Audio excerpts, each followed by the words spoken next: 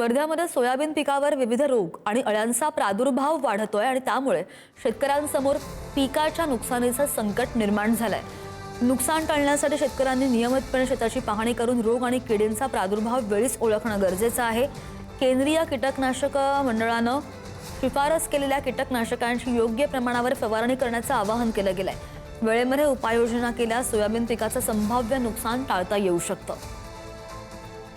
जिल्ह्यामध्ये सद्यस्थितीत तंबाखूची पाने पोखरणारी अळी त्यासोबतच हिरवी उंटअळी या किडीचा प्रादुर्भाव काही भागामध्ये आपल्याला दिसून येत आहे। तंबाखूची पाने पोखरणारी अळी ही हिरव्या मडकट रंगाची असून तिच्या पाठीवरती पिवळसर नारंगी उभट रेषा त्याचप्रमाणे काळे ठिपके आढळून येतात। पानांवरती अंडी घालते आणि अंड्यामधून बाहेर निघालेल्या अळ्या ह्या सामूहिकरित्या पानाचा हिरवा भाग खातात। आपल्याला केंद्रीय कीटकनाशक मंडळ यांच्याद्वारे शिफारसीत रासायनिक कीटकनाशकांचा आपल्याला वापर करावा लागेल।